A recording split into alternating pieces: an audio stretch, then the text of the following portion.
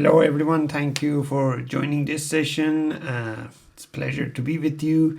This session is about stop looking for a job and let the job come and find you. My name is Reza Rad. I'm a data platform MVP for over 10 years, and also I'm a Microsoft Regional Director. I'm based in New Zealand, Auckland. I'm author of some Power BI books, and some of them are free, available in Rad website. If you are in touch with Power BI, normally you might have heard about Rad website. We have a website with full of free materials, videos, and articles and books that you can get there and enjoy all those materials to learn Power BI.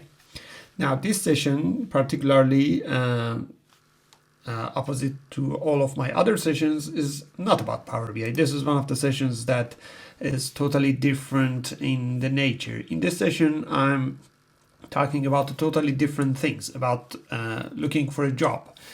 Because that was a scenario that I had like long time ago, and I thought of sharing my experience with the world, especially with you, to explain how this actually happened. So this session is basically for you if you are looking for a job, if you don't have a job, looking for a job, or if you already have a job, looking for a change or improvement or better salaries or better jobs, or a job that you like to do instead of the job that you have to do. So if any of these things are you, then this session is for you. Now, before I start explaining, a few things that I have to mention as a disclaimer is that this is not a session about Power BI, of course. This is not a technical session at all. You won't learn any technologies at all. This is about personal development, or kind of can be related to professional development as well, but nothing to do with technology at all. Also, this is a session that you learn about career path, but you will not learn about how to write a CV or resume. There are like tons of videos about that in YouTube. You can go and watch them. This is not about those. Or I'm not going to talk about how to go to a website that you see the listing of jobs and go and find job in there. Again, depends on the country, depends on your region. You might find different websites. This is about career path, but I'm not going into that routes. Everything you hear in this session is my experience, methods that worked for me. It may not work for anyone else, I cannot guarantee that, but I'm pretty sure, I'm pretty confident that if you follow the same route, you'll succeed with a very high likely percentage. I'm pretty sure based on my experience. Now let me share my experience with you. Well, I've been studying in university, and I wasn't like the top in my class in university. I wasn't the top mark. I was just like a normal student. When I graduated from university, I basically didn't had any experience in work. I just knew a little bit of like VB6 and SQL Server 2000, SQL Server 7. That was the time that I've been dealing with these technologies, and that was it. That was what I've learned in my internship period in a company. So I was looking for a job, and I had few opportunities basically, but I was a totally newbie, a beginner. After something like about 10 years after that, I moved to New Zealand, and when I moved to New Zealand, I actually had like 3-4 jobs secured online without even like having an in-person meeting. Now these days everything is online anyway, so but those days having jobs secured just by a few online chats through Skype was quite a big difference. So I had all of those, and they've been really good job offers. I had multiple job offers when I was moving to New Zealand. After a few years being in New Zealand, I kind of changed from working for some other consulting companies to have my own consulting companies, and I've started Radicad with Layla. At that time, I had like almost every consulting companies, every company that work in the data analytics space in New Zealand and most of them in Australia, coming and telling me that these are like roles such as head of analytics, BI manager, practice leader, and things like that, and very, very good salaries were offered as well. So I'm not talking about why I didn't get that, but I'm talking about the story, the path that I took so far. I'll explain how I get there, of course. Very high salaries proposed for those roles, even salaries that wasn't in the market, something much higher than that. Anyway, I started my own company, like with Leila, of course. After a few years now down in the road, these days at Redacad, so these days, considering COVID, I'm working from home. This is what you see in actually our backyard's view. Really nice place. Down there is a river. I'm working from home, enjoying living in New Zealand, and basically we are running one of the most successful consulting and training companies in Power BI in the world. We have a lot of clients all around the world. We are not like a normal consulting company that takes projects and deliver projects. We are more like a coaching business, I would call it. Consultants normally come to us to learn things, and they learn from us, and then they go and implement it for others. It's a specific niche. We have a lot of books, articles, videos, courses that helps a lot of people. There is like very few days that I haven't received a message from someone telling me that our materials on a website, on a YouTube, on books have been very useful for them to learn things. So this is our story. This is my story from like being in a university, kind of not a best grade in a university, now all the way down to having my own company, having a really good business, something that works really well, and now I'm going to talk about how this actually worked, right? What is the secret source of success? And that is what this session is about, right? I'm going to share you my my tips through this story. This is my story. I haven't been the top student in the university, as I said. I haven't been the best in marks or in grades. I've been a normal student, and I've been in a normal university, not, let's say, the best university in the country. I never been like that. And I achieved this.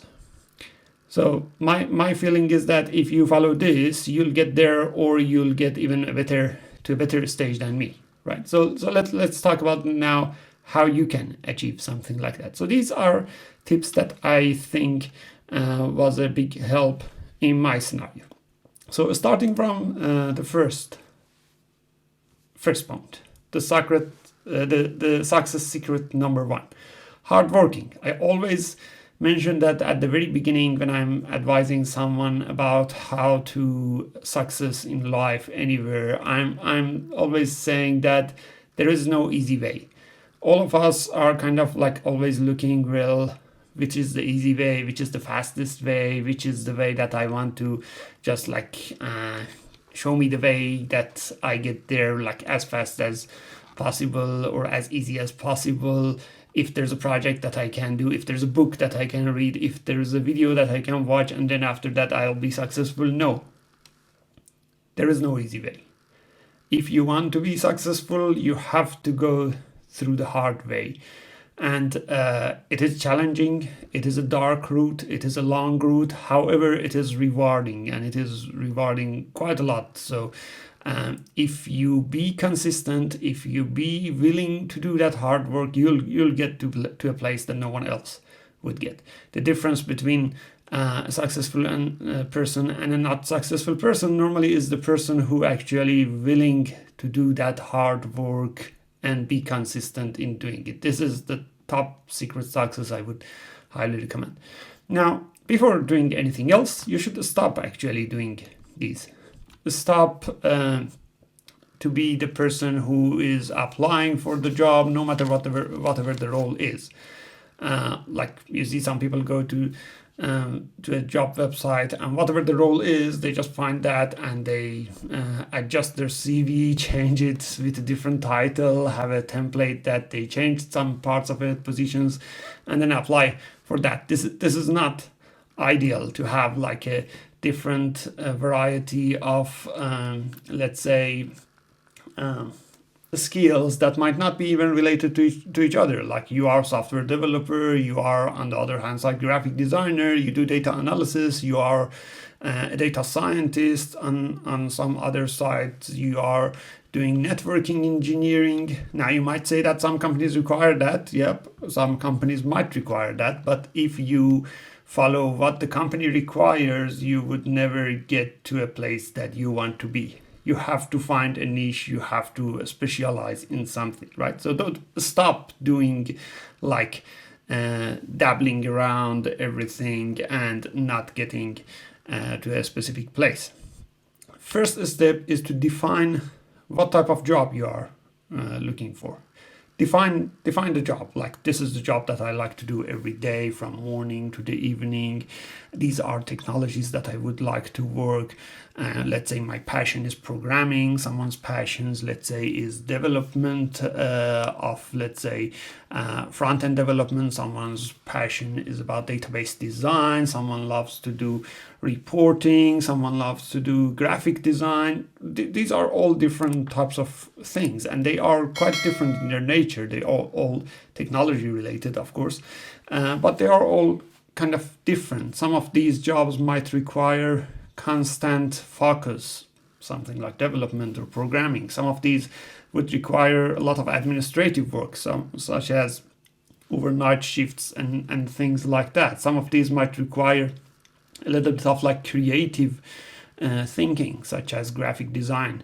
So you have to think about what actually you really like. Define that job, write it on a paper, things that you would like to do, things that you don't like to do. After defining everything about that, then go and look at the job market. Let's say in New Zealand, for example, we have seek.co.nz. It's a website that actually has listing of all jobs. You can go and actually search for something and find jobs in that area. Then you can see actually which jobs are actually matching with the role that you are looking for. So instead of actually finding first the jobs and then defining your roles, I'm saying that start with your role, start with finding what is ideal for you, and then go and find, is there a job in the market that defines that, something like that, right? Sometimes you might find that exact job, sometimes you might not. You might find something close to it. Like I remember back in the old days, like something like 20 years ago, I was like, I loved to do anything with data transformation, data integration, SSIS. But there wasn't, like at that city that I was, there wasn't a job title such as SSIS developer. These days you'll find it everywhere, but not those days. So sometimes the job you are defining for yourself is not there. That's not a problem, right? So define the job that you are looking for. That's the first step. Then think about important stuff. For example, you should not think about salary. This is irrelevant. One of the most irrelevant things in defining your job is the salary. You should not define your job. You should not say, I like this job because the salary is good, because pay is good. You should define it based on some other factors, because if you are successful in your job, doesn't matter what that job is, you'll get the highest salary, right? So salary is like a byproduct, is not defining your job. Another thing is company.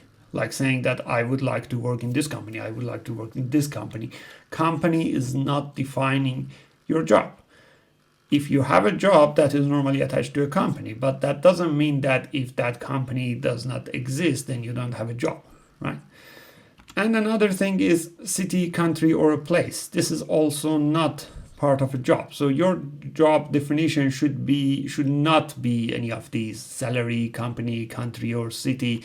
All of these can change if you find the thing that you really love to do and you do it in a best way. Then you would be able to find the best salary paid job in the best company in the best city you like, Those are all byproducts. They are not part of the job definition.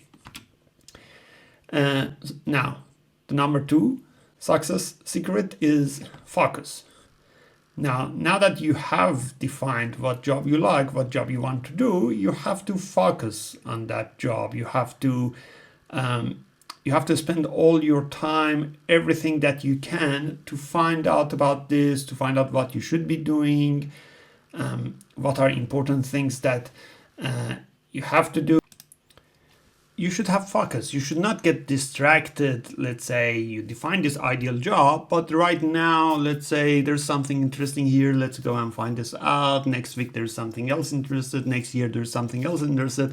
Then you'll get to an age that that at that age, then you don't really think of choosing the right job or going to the best job that you like, right? So be focused. Have all of your energy focused on what you want to go. If that job is in short in the market,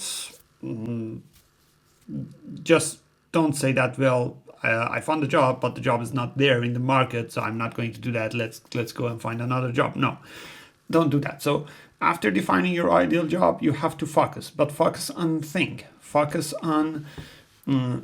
on few stuff like these. First, stop looking for a job. Yeah, to find the ideal job, to have the best job, you have to first stop looking for a job. One thing that a lot of people do is that, well, they say, I want to be a software developer, for example, as a suggestion, and then they say, well, software developer, let me put together a CV. Let's put everything that I have, things that are related. That's not a good idea. Stop applying for a job. You're not ready for applying for a job. Don't write a CV. Don't have things like that ready. Sharpen your axe first. Sharpen your axe doesn't mean writing your CV. That means learn. If you want to switch to a job, you have to learn about the job, because this is a job that you haven't been doing. Or if it is a job that you are already doing, you have to start learning and make it even better than what you already learned, right? So every time it starts with a learning. Now, what type of things you need to learn? Well, every job requires some learning. These learnings can be technologies you have to learn. These can be principles and concepts you need to learn. Let's say if I'm talking about if I'm talking about data analytics or BI, you need to learn some technologies such as Power BI, Microsoft SQL Server. You might need to also, you definitely need to also learn some conceptual stuff such as designing a data warehouse, architectures, some of the things around it. You need some soft skills. Soft skills, if you are going to be a consultant, you need to learn how to talk with the customer. You need to learn how to present something. You need to learn a lot of soft skills with that. So think about everything that you need to learn. If you know someone already with the job title that you already have, that's a very good starting point. You can actually ask them what are things that you need to know if you are going to that job, right? So spend every day, every hour you can on learning. Now, where you can learn from? Well, there are many places you can go and learn from. You can learn from books. I'm type of a person that read books a lot, so learn from books as much as you can. Blogs are free. You can just go and read a blog here and there. Videos, there are lots of videos in YouTube or video courses, of course. Community. If you are looking for a job, let's say in BI space, normally there's a community, there's a user community about that. If you are looking for software development, there's a user community about that. There are many meetups. Now, these days with COVID-19, these might not be in person, they might be online, but still there's a user group, there's a community. There are some sample projects in GitHub, courses paid or online. Don't worry about like paying for a course when you are not really having a full-time job already. You'll get paid for that much more than what you are investing on it already. So don't worry about those. Conference sessions like these conference you are attending. These are helpful, definitely. Webinars, mentors. Mentors are one of the most important things I would suggest. What I won't suggest is that don't go to a person you think they are really fantastic and asking them, are you going to be my mentor? No, it's not like that. Basically, you can just see what they are doing.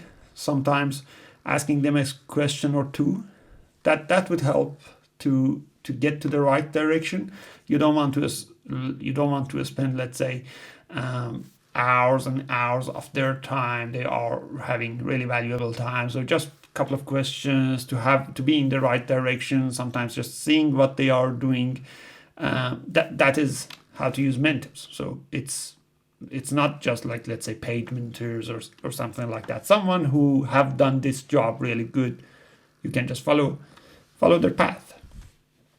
Now, when you are learning, you should not be stopping the learning as soon as you read a chapter of book, or let's say when you even finished an entire book, or because, well, you don't really have any money left and you have to find a job because otherwise you won't be able to pay the bills.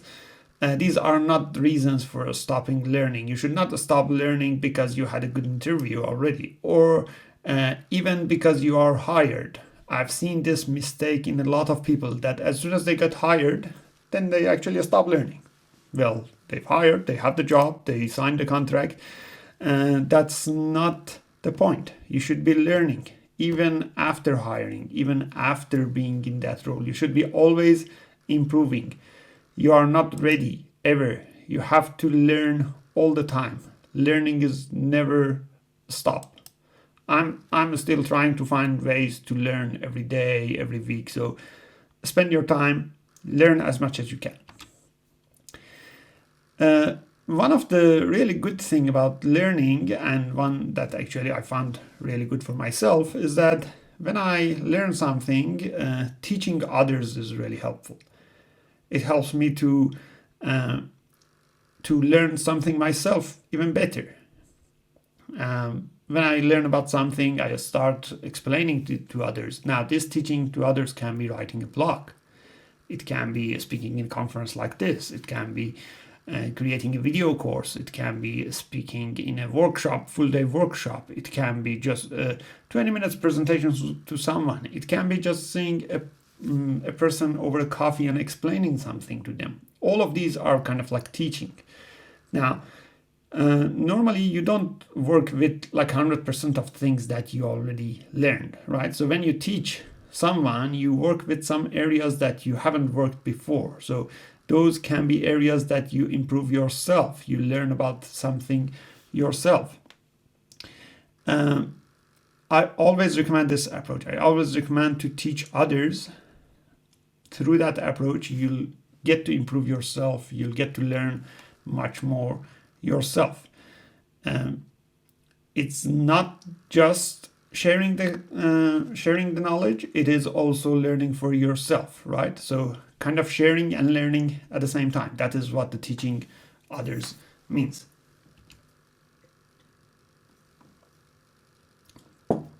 Well, how can you actually teach others or share this knowledge? There are plenty of places. You'll see people with their YouTube channel. They are actually teaching others about something, or someone who is writing a blog post, teaching others, or just explaining something to your colleagues. Now, you should not be a formal teacher or a formal, let's say, instructor to be doing this. You can just explain this to your colleagues on a, let's say, table over lunch, answering some of their questions. And gradually you'll get to the next level, such as creating videos, writing books, speaking in a conference and things like that. You'll get to those stages eventually if you want to, but teaching others can just start with talking with someone, even over to the desk nearby, and explaining something to them. Community and networking. This is a step 5. Now, whatever role you want to go, there are a group of people they are also either working in that role or they are looking for a job in that role, that kind of creates a community. It's good to be part of that community. It's good to be engaging with that community, not just for, let's say, job opportunities that might come, but also for having that connection. With that connection, you would understand their day-to-day challenge. Like, this is the software developer in this company, and today they had this challenge, or yesterday they had a different challenge. What they do, you can also use that as a place of learning and continue doing this. I've seen a lot of people, unfortunately, going to these communities, but as soon as they find a job, they stop doing that. That is not good. You should be in touch with the community. This is for learning, this is for networking, this is for being with others who are doing the things that you want to do. Again, I mentioned that, stop thinking about the salary. Don't make the mistake of others. It's irrelevant. Better salary is definitely good, but it always comes as a side product. People that you know and they are like expert in your view, they are not born to be expert. Like, a lot of people consider me as a Power BI expert. Well, I haven't born with Power BI expert. In fact, when I born, there was no Power BI, right? Power BI just like started 5-6 years ago. So never, no one actually born expert. As I mentioned to you, I wasn't like the best grade student in my university class as well, right? People start thinking, doing things that make them expert by learning something. I remember the first time I've been in a university in a computer lab. I didn't even know how to shut down a Windows machine. Those days, if you didn't shut down a Windows machine, turning it off just by pressing the button on the case of the computer would cause a lot of problems. You have to reinstall that again. So I remember those days, right? I wasn't an expert. I was nothing even close to someone who is knowing things. But I started learning. I started connecting with others, teaching what I know. These are things that would make you expert, not let's say born as an expert. And being an expert is not a goal. You should not say that, well, if I become an expert like this, that's great, that's my goal. That's not the goal. That is part of the path.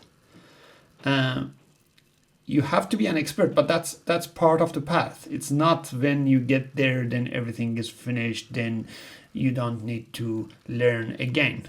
That is also another mistake of stopping learning. Let's say you said, I want to be expert. Then you'll get to the expert stage and then you say, well, I'm expert. I don't need to learn anything anymore.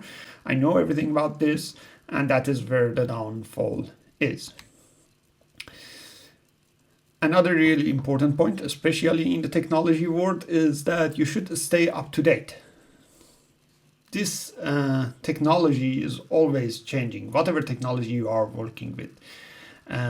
Power BI is one of those technologies these days that is changing like every month, every few days. Many other technologies changing quite often. Anything about technology changes so fast. You have to stay up to date. Otherwise, your knowledge would be old and you won't be able to get to the places that you want to go. One of the really favorite sentences I've heard from Satya is that our industry does not respect tradition, it only respect innovation. Always think about keeping up to date, understanding traditions, understanding the way that these used to be done is good, but always think about what are the new ways of doing it, what are the new technologies. Always be frontier in the technology path. Another secret for the success, do this every day. Learning, teaching, spending hours connecting with others. And these should be part of your job. Even if you are doing a full-time job, like 8 hours a job, you still need to spend time on learning. If you are not learning, you will go to the downfall. You need to spend time on the learning, you need to spend time on teaching others, You need to spend time on connecting with others. These are part of your job. If you love that job, that is why I said you have to define it at the beginning. If you love what you do, then you like to do it every day anyway. Time management is important. I would say, consider it this way, that everyone in the world has 24 hours a day. Bill Gates has 24 hours a day. I have 24 hours a day. You have 24 hours a day. Everyone in the world has 24 hours a day. So how come someone like Bill Gates spend their 24 hours a day such wisely that is different from people's some many other people, right? It's important how you manage your time spending about learning. Let's say even if you spend 2 more hours learning every day, that is 14 hours a week, which is almost like 90 days every year in your life, adding to learning. Now, there are a couple of books I'm going to suggest after this, which is quite good resources to learn, but consider it as this: your most valuable asset is always time. That is what you can't get more of. That is what you have only 24 hours of that every day. So use it wisely. I'm not saying that you should not sleep well, because that's part of also the good life. There's a good book on sleeping as well, which I always recommend. That Bill Gates always also recommended that. What I'm saying is that use your time wisely. One of the things, for example, you can do with your time is start your day early. Now, this is different. Some people are good with an early start. Some people are good with like late night, staying up. This is up to you. What I found myself is that if I start my day early, let's say 5 a.m., 4 a.m., that gives me some no distraction hours, some hours that I can work on a lot of stuff much faster without distraction. You'll be able to complete something that you might, let's say in a couple of hours, that in normal scenario it might take even 5 hours. You'll be able to accomplish things that you can't really do in normal situation in that fast pace, because there's no phone calls, there's no emails. Well, unfortunately, emails might come also that time if you are working in an international business, but there are normally less distraction in a specific hours of a day. Try to find those and work on those.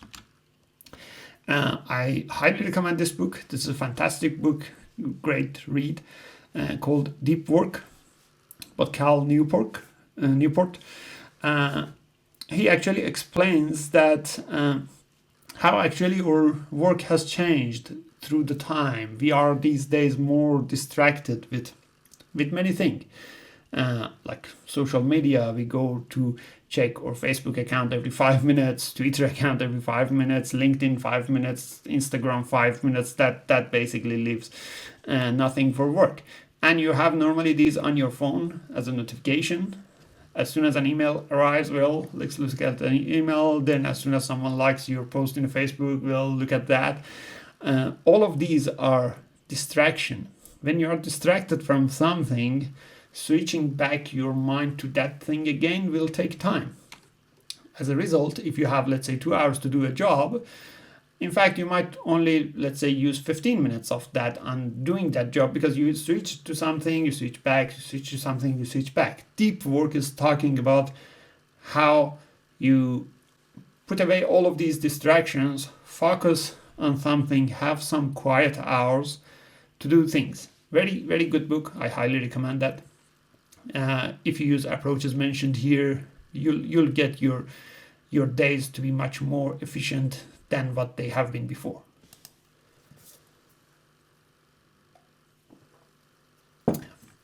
Another good read, I would say, is Get Things Done. This is a really, really great book by David Allen. He's talking about, well, how to have the list of items and get these really done, instead of having this stress that, well, I have to do this, I have to do that, I have to do that, well, what time I'm going to find to do this. Then you forgot about something else. After 5 days, you'll realize that the deadline for that has been passed. You always have this stress of doing something or not doing something. He could introduce a really good approach. Now, these time managements are really, I would say, personal. I found this approach really good working for me, but it might not work best for someone else. For someone else, it might work differently.